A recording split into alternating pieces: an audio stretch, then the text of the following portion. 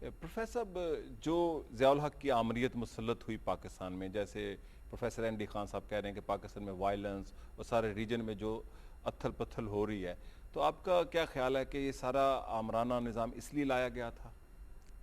ظاہر بات ہے، جب آرمی آتی ہے تو کیا ہوتا ہے؟ آپ دیکھیے دوسرے مارشل لا میں ملک ٹوٹا، ہمارا دولت ہو گیا، مارشل لا لگا ہوا تھا نا، یا اس کا برسر اقتدار تھا، چیف مارشل ایڈمنسٹریٹر صاحب، ملک ٹوٹ گیا۔ اب ظاہر بات ہے آرمی جب بھی آئے گی تو وہ ملک کی سلامتی کے لیے نہیں آئے گی۔ آرمی کو دیکھیے، جو ہم نے دستور بنایا تھا بھٹو صاحب کی تعاون سے، پورا آرٹیکل 6 اس میں ہے جی، کہ ملک کے دستور کو سبورٹ کرنا، توڑنا ایک کیپٹل پنشمنٹ ہوگی، لیکن انہوں نے تو آئین ہی معطل جرم کر ہے دیا یہ۔ ضیاء الحق نے۔ اگر کسی ایک کو سزا مل جاتی کہ موقع نہیں آتا، لیکن ایسا نہیں ہوا ہے۔ ہم یہ بات جانتے، تو جب دستور بن رہا تو اس وقت بھی ہمیں یہ خیال تھا کہ پھر ایسا ہو سکتا ہے۔ 2 دفعہ مارشل لا لگ چکا ہے، ایوب صاحب لگا چکے ہیں اور جہاں لگا چکے ہیں، پھر مارشل لا لگ سکتا ہے۔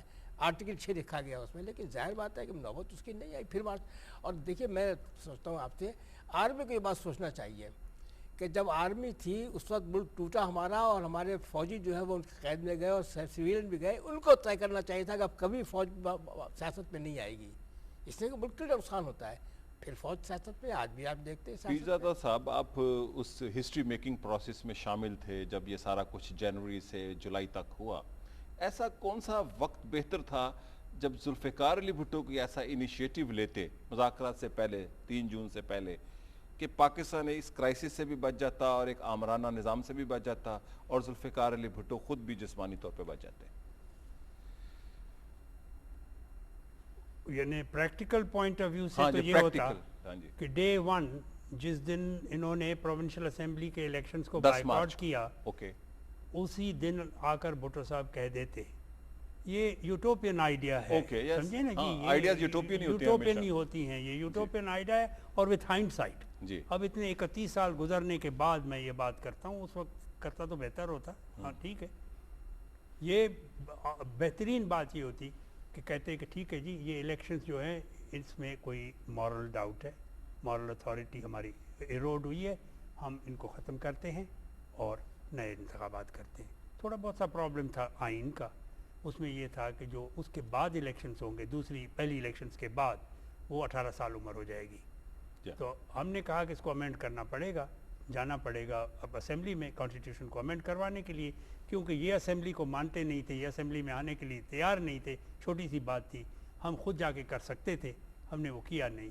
میں سمجھتا ہوں ideal thing would have been کہ اسی وقت ہی ہم کہتے، حالانکہ ہمارے اپنے ممبرز کا کچھ ایسے سینئر ممبرز بھی تھے وہ ریزسٹ کر رہے تھے کہ اگر فریش، وہ دوسرے بھی تھے جو ریزسٹ کر رہے تھے، ان کا یہ کہنا تھا کہ اتنے ملیٹنٹ ہو چکے ہیں نیشنل ڈیموکریٹک الائنس والے، پی این اے والے، پاکستان نیشنل الائنس والے، کہ ہمارے ورکرز لاکھوں کی تعداد میں سڑکوں پر قتل ہو جائیں گے۔ جی، آپ کو بھی یہی سوال؟ نہیں، میری تو آپ کا پوائنٹ آف ویو، میری تو یہ تھا، دیٹ واز نو ایٹوپیا، پاسبل تھا ہی نہیں، جو ہوا وہ ہونا تھا، دیٹ واز پری ارینجڈ۔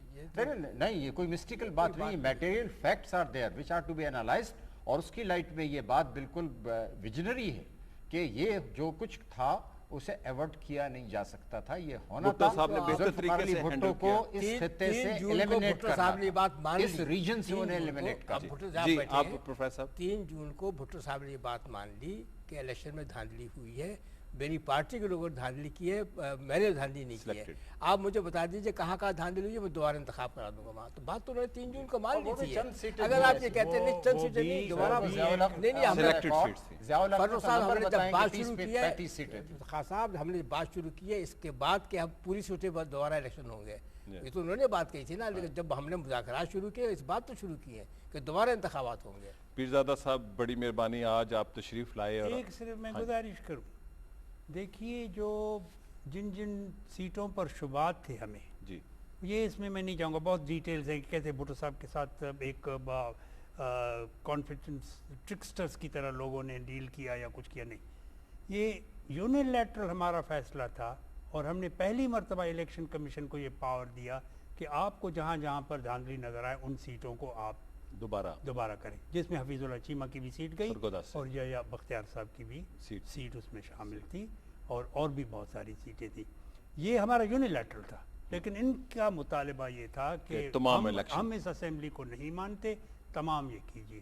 اور 16 تاریخ مئی کو مذاکرات کے شروع ہونے سے 15-20 دن پہلے ہم نے مولانا مفتی صاحب محمود صاحب کو کہہ دیا کہ جناب we are ready to go back to the police.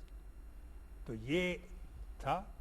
اگر یہ پہلے ہو جاتا تو ممکن ہے، لیکن جیسے پروفیسر اینڈی خان صاحب کہتے ہیں کہ یہ تو قدرت کی طرف سے کوئی فیصلہ ہوا تھا، کوئی مارچ آف فالی ہونی تھی جس کی سزا ہم کو یقیناً اگر ایران کو شکست نہ ہوتی یونانیوں سے تو آج کی تاریخ مختلف ہوتی.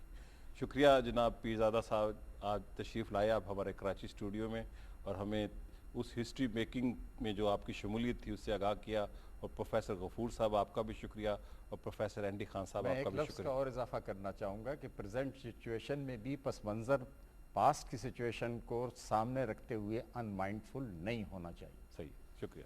ناظرین، یہ تھی گفتگو ہمارے معزز اور پاکستان کی سیاست کے 3 سینئر اور اہم نام جناب پروفیسر اینڈی خان، پروفیسر غفور اور جناب عبدالحفیظ پیرزادہ صاحب کہ 5 جولائی 1977 کو ضیاء الحق نے کیسے مارشل لا لگایا، اور دونوں جو سیاسی قوتیں تھیں پاکستان پیپلز پارٹی اور پاکستان نیشنل الائنس، اس کے مذاکرات جب آخری نتیجے پہ پہنچ چکے تھے اور آلموسٹ سائن ہو چکے تھے اور اس کی ایک رسمی تقریب صبح ہونی تھی، اس سے پہلے چند گھنٹے پہلے یعنی 4 اور 5 کی درمیانی شب کو 2 بجے ضیاء الحق نے پاکستان میں مارشل لا نافذ کر دیا.